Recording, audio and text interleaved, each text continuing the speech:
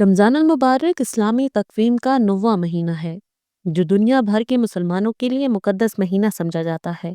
یہ مہینہ اللہ تعالیٰ کی رحمت، مغفرت اور جہنم سے نجات کی نوید لے کر آتا ہے۔ قرآن پاک اسی مہینے میں نازل ہوا اور اسی مہینے میں مسلمانوں پر روزے فرض کیے گئے۔ آج کی اس ویڈیو میں ہم جانیں گے کہ رمضان کا آغاز کب اور کیسے ہوا، سب سے پہلا روزہ کس نے رکھا، نبی کریم صلی اللہ علیہ وآلہ وسلم سے پہلے کس نبی کی امت پر روزے فرض کیے گئے تھے، اسلام کا پہلا رمضان کن حالات میں رکھا گیا، اس مہینے کے احکامات و برکات کیا ہیں اور کب نازل ہوئے، مسلمانوں نے پہلا رمضان کن حالات میں گزارا۔ ویڈیو شروع کرنے سے پہلے آپ سب سے درخواست ہے کہ ہمارے چینل کو سبسکرائب کر دیں تاکہ نئی آنے والی ویڈیوز آپ تک بآسانی پہنچے۔ ناظرین محترم، رمضان المبارک کا آغاز اس لمحے سے جڑا ہوا ہے جب اللہ تبارک و تعالی نے اپنے آخری نبی حضرت محمد مصطفیٰ صلی اللہ علیہ وآلہ وسلم پر پہلی وحی نازل فرمائی۔ یہی وہ لمحہ تھا جس نے رمضان کی عظمت کو قائم کر دیا اور اس مہینے کو دوسرے مہینوں سے منفرد بنا دیا۔ وحی کے نزول کا واقعہ 610 عیسوی کو پیش آیا جب نبی کریم صلی اللہ علیہ وآلہ وسلم غار حرا میں عبادت الہی میں مشغول تھے۔ آپ صلی اللہ علیہ وسلم کئی دنوں تک غار حرا میں جا کر عبادت الہی میں مشغول رہتے۔ ایک رات آپ صلی اللہ علیہ وآلہ وسلم عبادت الہی میں مشغول تھے کہ حضرت جبرائیل علیہ السلام اللہ کے حکم سے اللہ کا پیغام لے کر آپ صلی اللہ علیہ وآلہ وسلم کے پاس آئے اور آپ صلی اللہ علیہ وآلہ وسلم سے فرمایا، اقرأ بسم ربک الذی خلق، پڑھیے اپنے رب کے نام سے جس نے پیدا کیا۔ یہی وہ لمحہ تھا جب وحی کا سلسلہ شروع ہوا اور رمضان کی حقیقی فضیلت کا آغاز ہوا۔ اللہ تعالیٰ نے اسی رات کو جو لیلۃ القدر کہلائی، قرآن پاک کی پہلی آیات کو نازل فرمایا اور حضور اکرم صلی اللہ علیہ وآلہ وسلم کو نبوت کے منصب پر فائز کیا۔ رمضان المبارک کی سب سے بڑی فضیلت قرآن پاک کا نزول ہے۔ اللہ تعالیٰ نے اس رات کو 1000 مہینوں سے افضل قرار دیا ہے۔ لیلۃ القدر کی رات کی عبادت 83 سال کی عبادت سے بہتر ہے۔ روایت میں ہے کہ جب حضرت جبرائیل علیہ السلام غار حرا میں پہلی وحی لے کر نازل ہوئے اور حضور اکرم صلی اللہ علیہ وآلہ وسلم کو فرمایا کہ اقرا یعنی پڑھ، تب حضور اکرم صلی اللہ علیہ وآلہ وسلم نے حضرت جبرائیل علیہ السلام سے فرمایا کہ میں پڑھنا نہیں جانتا۔ تب حضرت جبرائیل علیہ السلام نے حضور اکرم صلی اللہ علیہ وآلہ وسلم کو پکڑ کر سینے سے لگا کر زور سے دبایا اور پھر چھوڑ کر کہا کہ پڑھ، مگر حضور اکرم صلی اللہ علیہ وآلہ وسلم نے پھر فرمایا کہ میں پڑھنا نہیں جانتا۔ یہ عمل 3 بار دہرایا گیا اور پھر حضرت جبرائیل علیہ السلام واپس چلے گئے اور حضور اکرم صلی اللہ علیہ وآلہ وسلم پر گہری کیفیت طاری ہو گئی اور حضور اکرم صلی اللہ علیہ وآلہ وسلم بہت گھبرا گئے۔ آپ صلی اللہ علیہ وآلہ وسلم کا دل اس انوکھے واقعے سے بہت زور سے دھڑک رہا تھا۔ آپ صلی اللہ علیہ وآلہ وسلم حضرت خدیجہ رضی اللہ تعالی عنہا کے پاس تشریف لائے اور انہیں کہا کہ مجھے کمبل اڑا دو، مجھے کمبل اڑا دو۔ آپ صلی اللہ علیہ وآلہ وسلم کا جسم کانپ رہا تھا اور آپ صلی اللہ علیہ وآلہ وسلم کو اس ذمہ داری کا احساس ہو رہا تھا جو اللہ تعالیٰ نے آپ صلی اللہ علیہ وآلہ وسلم کو عطا کی تھی۔ حضرت خدیجہ رضی اللہ تعالی عنہا نے آپ صلی اللہ علیہ وآلہ وسلم کو تسلی دی اور کہا کہ اللہ کی قسم، اللہ آپ صلی اللہ علیہ وآلہ وسلم کو رسوا نہ کرے گا، کیونکہ آپ رشتہ داروں سے صلہ رحمی کرتے ہیں، بے کسوں کا بوجھ اٹھاتے ہیں، مفلسوں کی مدد کرتے ہیں، مہمان کی دل کھول کر مہمان نوازی کرتے ہیں، ضرورت مندوں کی ضرورت پوری کرتے ہیں۔ یہ الفاظ نہ صرف نبی کریم صلی اللہ علیہ وآلہ وسلم کے لیے ایک تسلی تھے بلکہ اس بات کی گواہی تھے کہ آپ صلی اللہ علیہ وآلہ وسلم ہمیشہ سچ اور حق کے راستے پر تھے۔ ناظرین محترم، قرآن مجید اور رمضان شریف کا ایک اٹوٹ رشتہ ہے۔ قرآن کریم 23 سال کے عرصہ میں نازل ہوا، مگر رمضان کو خاص اس لیے بنایا گیا ہے کہ اسی مہینے میں اللہ تعالیٰ نے انسانیت کے لیے ہدایت کی روشنی کا آغاز کیا۔ اللہ تعالیٰ سورہ بقرہ میں ارشاد فرماتے ہیں، رمضان کا مہینہ وہ ہے جس میں قرآن نازل کیا گیا، جو لوگوں کے لیے ہدایت ہے، اور اس میں حق و باطل کو واضح کرنے والی نشانیاں ہیں۔ یہ آیت رمضان کی عظمت کو واضح کرتی ہے۔ یہ مہینہ صرف روزوں کا نہیں بلکہ قرآن کے نزول کا بھی مہینہ ہے۔ حضور اکرم صلی اللہ علیہ وآلہ وسلم رمضان المبارک میں خاص تلاوت قرآن کا اہتمام فرماتے تھے، اور ہر سال رمضان المبارک میں حضرت جبرائیل علیہ السلام آپ صلی اللہ علیہ وآلہ وسلم کے ساتھ قرآن کا دور مکمل کرتے تھے۔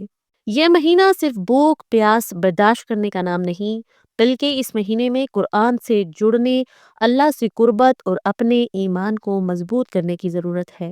اب ضرورت اس امر کی ہے کہ اس مہینے میں زیادہ سے زیادہ قرآن پڑھا جائے، اسے سمجھا جائے اور اس پر عمل کیا جائے، تاکہ ہم رمضان کی برکتیں صحیح معنوں میں حاصل کر سکیں۔ ناظرین، رمضان کی ابتدا پہلی وحی کے ساتھ ہی جڑی ہے۔ اسی رات کو لیلۃ القدر بھی کہا گیا ہے۔ اسی رات قرآن نازل ہوا اور یہی رمضان المبارک تھا۔ مگر یہ بات واضح کر دوں کہ روزے اس مہینے میں ابھی فرض نہیں کیے گئے تھے، روزے بعد میں فرض ہوئے۔ اسلام کے ابتدائی دور میں عبادات میں بنیادی طور پر نماز، ذکر اور کچھ روحانی اعمال شامل تھے، مگر روزوں کا حکم ہجرت مدینہ کے بعد سن 2 ہجری میں نازل ہوا۔ اس عبادت کو نازل کرنے کا مقصد نہ صرف جسمانی بلکہ روحانی اور اخلاقی عبادت کا ذریعہ بھی تھا۔ اسلام میں ہر عبادت کے پیچھے ایک گہری حکمت شامل ہے۔ رمضان کے روزے فرض کرنے کا مقصد صرف بھوک پیاس برداشت کرنا نہیں بلکہ تقوی اور پرہیزگاری تھی، اور اللہ کا قرب حاصل کرنا تھا۔ اللہ تعالیٰ قرآن پاک میں ارشاد فرماتے ہیں، اے ایمان والو، تم پر روزے فرض کیے گئے جیسے تم سے پہلے لوگوں پر فرض کیے گئے تھے، تاکہ تم تقوی اختیار کرو۔ ناظرین محترم، روزے نہ صرف مسلمانوں بلکہ اس سے پہلے مذاہب کے لوگوں پر بھی فرض کیے جاتے رہے تھے۔ اس وقت دنیا میں تقریباً ہر مذہب کے لوگ روزے رکھتے ہیں، مگر ان کے روزوں کا طریقہ، وقت اور نوعیت الگ الگ ہے۔ مسلمانوں پر ماہ رمضان کے روزے فرض کیے گئے ہیں، اور مسلمان پورے اہتمام کے ساتھ ماہ رمضان کا استقبال کرتے ہیں۔ دین اسلام کی آمد سے پہلے بھی کسی نہ کسی صورت میں روزے موجود تھے۔ اس کے شواہد تمام احلامی کتابوں میں موجود ہیں۔ اللہ تعالیٰ فرماتے ہیں، اے ایمان والو، تم پر روزے فرض کیے گئے جیسے تم سے پہلے لوگوں پر روزے فرض کیے گئے تھے، تاکہ تم تقوی اختیار کرو۔ اس آیت سے ثابت ہوتا ہے کہ روزہ کوئی نئی عبادت نہیں ہے، بلکہ یہ پہلی امتوں پر بھی فرض کیے جاتے رہے ہیں۔ ناظرین، اب ہم آپ کو بتاتے ہیں کہ سب سے پہلا روزہ کس نے رکھا۔ ناظرین محترم، جب اللہ تعالیٰ نے حضرت آدم علیہ السلام کو جنت سے نکال کر دنیا میں بھیجا، کیونکہ حضرت آدم علیہ السلام نے اللہ کے منع کرنے کے باوجود ایک پھل کھا لیا تھا، جس کی سزا کے طور پر اللہ تعالیٰ نے حضرت آدم علیہ السلام اور اماں حوا کو دنیا پر بھیج دیا۔ حضرت آدم علیہ السلام اپنے اس گناہ سے بہت شرمندہ تھے اور اللہ تعالیٰ سے بہت توبہ و بخشش طلب کی، اور اسی گناہ کی بخشش کے طور پر حضرت آدم علیہ السلام ہر مہینہ 3 روزے رکھا کرتے تھے، جسے صیام توبہ کہا جاتا ہے۔ اسی طرح ان کے بعد حضرت نوح بھی ہر ماہ 3 روزے رکھا کرتے تھے، جو کہ طوفان نوح کے نجات پر رکھا کرتے تھے، جسے یوم تشکر کا نام دیا گیا ہے۔ حضرت داؤد علیہ السلام بھی ایک دن روزہ رکھتے اور ایک دن افطار کرتے تھے، یعنی سال میں 182 روزے رکھا کرتے تھے۔ حضرت سلیمان علیہ السلام ہر ماہ 9 روزے رکھا کرتے تھے۔ اسی طرح مختلف مذاہب میں روزے رکھنے کا رواج کسی نہ کسی طرح موجود تھا۔ سب سے قدیم مذہب ہندو مذہب کے مطابق ہندو سال میں 24 روزے رکھتے ہیں، جو کہ ہر ماہ کی 11 اور 12 تاریخ کو رکھے جاتے ہیں، جس میں وہ بزرگوں کی وفات، شوہر کی عمر درازی پر روزہ رکھتے ہیں، جسے وہ ورت کہتے ہیں۔ یہودیوں میں بھی یوم کفارہ کے طور پر روزے رکھے جاتے ہیں۔ مسیحی برادری میں بھی ایسے روزے رکھنے کا نہ صرف رواج موجود ہے بلکہ اسے اللہ کی خوشنودی اور گناہوں کی توبہ کے طور پر استعمال کیا جاتا ہے۔ ناظرین، یہاں ہم نے آپ کو بتایا کہ پہلا روزہ کس نے رکھا اور اس کے بعد کس طرح روزے رکھے گئے۔ اب ہم آپ کو بتاتے ہیں کہ جب اسلام میں روزے فرض ہوئے تو کیا حالات و واقعات ہوئے تھے۔ روایت میں ہے کہ جب یہ آیت نازل ہوئی کہ اے ایمان والو، تم پر روزے فرض کیے گئے جس طرح تم سے پہلے لوگوں پر فرض کیے گئے تھے تاکہ تم پرہیزگار بنو۔ تو مسلمانوں نے اسے نہایت محبت اور فرما برداری کے ساتھ قبول کیا۔ وہ نبی کریم صلی اللہ علیہ وآلہ وسلم کے ہر حکم پر دل و جان سے عمل کرتے تھے اور روزے کو ایک عظیم نعمت اور برکت سمجھ کر اس پر عمل کیا۔ اور پہلا رمضان مسلمانوں نے کچھ اس طرح گزارا چونکہ روزے ہجرت مدینہ کے بعد فرض ہوئے، تو مسلمانوں نے جو کہ مدینہ میں موجود تھے انہوں نے اس ماہ کے مکمل روزے رکھے۔ اس دوران نبی کریم صلی اللہ علیہ وآلہ وسلم نے خود بھی مکمل روزے رکھے اور صحابہ کرام کو بھی روزوں کی فضیلت اور اس کی روحانیت سے آگاہ کیا۔ ابتدائی دور میں مسلمانوں کو روزہ رکھنے یا فدیہ دینے کا اختیار دیا گیا تھا، یعنی جو روزہ نہ رکھ سکے وہ اس کے مطابق فدیہ دے دیا کرے۔ سورہ بقرہ میں ارشاد ہے کہ جو روزہ کی طاقت نہ رکھے اسے چاہیے کہ وہ ایک مسکین کو کھانا کھلائے۔ اس کا مطلب یہ تھا کہ جو مسلمان روزہ نہ رکھ سکتا تھا وہ کسی غریب مسکین کو کھانا کھلا دے، مگر بعد میں یہ حکم ختم کر دیا گیا اور سبھی اہل اسلام پر روزہ رکھنا فرض کر دیا گیا، مگر پھر بھی شرائط رکھ دی گئی کیونکہ اسلام میں سختی نہیں ہے، اسلام سختی کا قائل نہیں ہے۔ جیسا کہ سورہ بقرہ میں ارشاد ہے، تم میں سے جو شخص بیمار ہو یا سفر میں ہو تو اسے روزے پر چھوٹ ہے، اسے چاہیے کہ وہ دوسرے دنوں میں روزے رکھے، یعنی اپنے چھوٹے گئے روزوں کی قضا کرے۔ پہلے رمضان کے بعد روزے ہر مسلمان کے لیے ایک لازمی جزو بن گئے تھے اور پھر ہر سال مسلمان رمضان کا استقبال پورے ذوق و شوق سے کرتے۔ نبی اکرم صلی اللہ علیہ وآلہ وسلم نے فرمایا کہ جو شخص ایمان کے ساتھ اور ثواب کی نیت سے روزے رکھے اس کے اگلے پچھلے تمام گناہ معاف کر دیے جاتے ہیں۔ یہ حدیث واضح کرتی ہے کہ رمضان صرف نام کا ہی نہیں بلکہ گناہوں کی بخشش کا ایک موقع ہے جو ہر سال اللہ کی ذات ایک مسلمان کو عطا کرتی ہے۔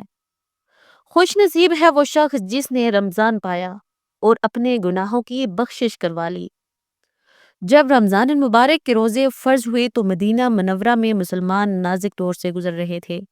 حالانکہ ہجرت کے بعد مسلمانوں کو ایک آزاد سرزمین مل گئی تھی جہاں وہ اپنی عبادات آزادانہ طور پر کر سکتے تھے، مگر اس کے باوجود ان کو بہت سی پریشانیاں اور مسائل کا سامنا کرنا پڑ رہا تھا۔ مہاجرین کی اکثریت بے گھر تھی۔ مدینہ میں بسنے والے یہودی اور منافقین مسلمانوں کے خلاف سازشوں میں مصروف تھے۔ معاشی حالات بھی بہتر نہ تھے۔ ان حالات میں رمضان المبارک کے روزے فرض ہوئے اور مسلمانوں نے اس بابرکت مہینوں کو مکمل گزارا۔ جب نبی کریم صلی اللہ علیہ وآلہ وسلم اور ان کے ساتھی مکہ سے ہجرت کر کے مدینہ پہنچے تو وہاں کا ماحول ان کے لیے بالکل نیا تھا۔ انصار نے مہاجرین کا بہت اچھے سے استقبال کیا۔ مہاجرین کو مدینہ میں بہت مشکلات کا سامنا کرنا پڑا۔ مکہ میں ان کو گھر بار، کاروبار اور مال و دولت سب کچھ چھوڑنا پڑا تھا اور مدینہ میں نئے سرے سے زندگی کا آغاز کرنا تھوڑا مشکل تھا۔ اسی دوران مدینہ میں بسنے والے یہودی اور منافقین بھی مسلمانوں کے خلاف سازشیں کرنے میں لگے تھے۔ وہ سب نہیں چاہتے تھے کہ اسلام مدینہ میں مضبوط ہو، اس لیے وہ اندرونی سازشیں کر رہے تھے۔ مدینہ کے مشرکین بھی ان کی حمایت کر رہے تھے۔ اس طرح مسلمانوں کو قدم قدم پر مشکلات کا سامنا کرنا پڑتا تھا۔ پہلا رمضان اس لیے بھی منفرد تھا کیونکہ اس رمضان میں اسلام کی پہلی جنگ بدر لڑی گئی۔ یہ معرکہ 17 رمضان سن 2 ہجری میں پیش آیا۔ پہلا رمضان مسلمانوں نے مشکلات میں گزارا، مگر مسلمانوں نے اپنے صبر و استقامت سے اسے پورا کیا۔ چونکہ روزے پہلی دفعہ فرض کیے گئے تھے اس لیے مسلمانوں کے لیے یہ ایک الگ اور نیا تجربہ تھا۔ چونکہ نبی کریم صلی اللہ علیہ وآلہ وسلم خود ایک مکمل اور عملی نمونہ تھے، اس لیے صحابہ کرام نے ان کی ہدایت کے مطابق روزے رکھنا شروع کیے۔ پہلے رمضان میں سحری اور افطاری کے لیے کسی مخصوص دعوت کا اہتمام نہ کیا گیا۔ مسلمان جو بھی سادہ غذا میسر آتی اسی سے روزہ رکھتے اور افطار کرتے۔ کھجور، دودھ اور پانی سحر و افطار کے لیے عام غذائیں تھیں۔ یہی چیزیں نبی کریم صلی اللہ علیہ وآلہ وسلم بھی استعمال کیا کرتے تھے، اور جو لوگ استطاعت رکھتے وہ جو مکے یا کسی اور قسم کی روٹی بھی کھایا کرتے تھے، مگر زیادہ تر افطار نہایت سادگی سے کیا جاتا تھا۔ یہاں آپ کو بتاتے چلیں کہ جب روزے فرض ہوئے تو ابتدائی طور پر ایک خاص قاعدہ مقرر کیا گیا۔ جو کہ بعد میں ختم یا تبدیل کر دیا گیا۔ روایات میں ہے کہ پہلے رمضان میں اگر کوئی شخص افطار کے بعد سو جاتا تو وہ دوبارہ کچھ نہ کھا سکتا تھا، چاہے اسے بھوک یا پیاس لگتی۔ سحری کی اجازت نہ تھی، بلکہ نیند آنے پر اگلے دن تک کھانے پینے کی ممانعت تھی۔ یہ قانون یا حکم مسلمانوں کے لیے کافی مشکل ثابت ہوا تھا۔ بعض صحابہ کرام دن بھر کا روزہ رکھنے کے بعد تھکاوٹ کے باعث افطار کے بعد سو جاتے، جس وجہ سے وہ صبح تک کچھ بھی کھا پی نہ سکتے تھے، جس کی وجہ سے بعض اوقات جسمانی کمزوری محسوس کی جاتی تھی۔ پھر اللہ تعالیٰ نے مسلمانوں پر نرمی کی اور ارشاد فرمایا کہ روزے کی راتوں میں اپنی عورتوں کے پاس جانا تم پر حلال کیا، اور کھاؤ اور پیو یہاں تک کہ صبح کا سفید داغا سیاہ سے نمایاں ہو جائے، اور پھر روزہ پورا کرو۔ رمضان المبارک کے روزے صرف کھانے پینے سے نفی کا نام نہیں، بلکہ مسلمانوں کے لیے روحانی تربیت، تقویٰ اور پرہیزگاری کا نام ہے۔ نبی کریم صلی اللہ علیہ وآلہ وسلم رمضان کی راتوں کو قیام کرتے۔ آپ صلی اللہ علیہ وآلہ وسلم نے 3 راتوں تک تراویح باجماعت پڑھائی اور پھر چھوڑ دی کہ کہیں یہ فرض نہ ہو جائے۔ پھر بعد میں جب حضرت عمر کے دور میں اسلام مستحکم ہوا تو حضرت عمر رضی اللہ تعالی عنہ نے تراویح کو مستقل جماعت کی صورت میں پڑھانے کو حکم دیا، جو کہ آج تک پوری دنیا میں پڑھی جاتی ہے۔ اس مہینے کی برکات بہت اعلیٰ ہیں۔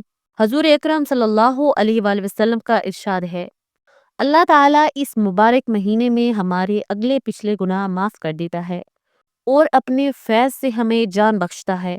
رسول اللہ صلی اللہ علیہ وآلہ وسلم کا ارشاد ہے کہ اس مہینے کے پہلے عشرے میں رحمت، دوسرے عشرے میں گناہوں سے توبہ اور تیسرے عشرے میں جہنم کی آگ سے نجات نصیب ہوتی ہے۔ آخری عشرے یعنی آخری 10 راتوں میں کچھ ایسی راتیں ہیں جن میں لیلۃ القدر مخفی رکھی گئی ہے، اور لیلۃ القدر وہ رات ہے جب قرآن حکیم لوح محفوظ سے بساط کائنات پر نازل ہوا۔ اس رات کی عبادت 1000 مہینوں کی عبادت سے افضل ہے۔ اس مہینے میں اللہ تعالیٰ جنت کے دروازے کھول دیتا ہے اور جہنم کے دروازے بند کر دیتا ہے، اور انسان کے ازلی دشمن شیطان کو قید کر دیتا ہے۔ یہ مہینہ اللہ تعالیٰ سے قربت کا مہینہ ہوتا ہے، گناہوں کی بخشش، تقویٰ اور پرہیزگاری کا مہینہ ہوتا ہے۔ ناظرین محترم، یہاں ہم نے آپ کو بتایا کہ رمضان کا آغاز کب ہوا۔ تو رمضان کا آغاز پہلی وحی سے ہی ہوا جب غار حرا میں آپ صلی اللہ علیہ وآلہ وسلم پر پہلی وحی نازل ہوئی۔ دوسرا سوال یہ کہ پہلا روزہ کب اور کس نے رکھا؟ تو ہم نے واضح کر دیا کہ حضرت آدم علیہ السلام کے دنیا پر اتارے جانے کے بعد ہی روزہ فرض کر دیا گیا، جو کہ حضرت آدم علیہ السلام نے رکھا، جسے صیام توبہ کہا گیا ہے، اور اس کے بعد اور بھی بہت سے انبیاء کرام علیہم السلام نے روزے رکھے۔ تیسرا سوال کہ اسلام کا پہلا رمضان کن حالات میں رکھا گیا؟ تو ہم نے بتایا کہ مدینہ ہجرت کرنے کے بعد مسلمانوں کو آزمائش کا سامنا کرنا پڑا تھا، اور ہجرت کے فوراً بعد روزے فرض کر دیے گئے تھے۔ پہلے قواعد و شرائط کا حکم دیا گیا، مگر بعد میں ان شرائط کو ختم کر دیا گیا۔ ہم نے اس مہینے کے فضائل سے بھی آپ کو آگاہ کیا۔ ہمیں امید ہے کہ آپ کو رمضان کی فضیلت اور برکات کا اچھی طرح سے علم ہو گیا ہوگا۔ اللہ تعالیٰ سے دعا ہے کہ وہ ہمیں اس رمضان پورے روزے رکھنے کی توفیق عطا فرمائے، اور ہمیں ایسی عبادات اور پرہیزگاری عطا کرے جیسا کہ عبادات کرنے کا حق ہے۔ اس رمضان اپنے ارد گرد ان لوگوں کا بھی خیال رکھے جو کہ مستحق ہیں۔ اللہ تعالیٰ ہمیں نیک کام کرنے کی توفیق عطا فرمائے، آمین۔ ناظرین، یہ تھی آج کی ویڈیو۔ ہمیں امید ہے کہ آپ کو یہ ویڈیو پسند آئی ہوگی۔ جلد ہی ایک نئی ویڈیو کے ساتھ حاضر ہوں گے۔ تب تک کے لیے اللہ حافظ۔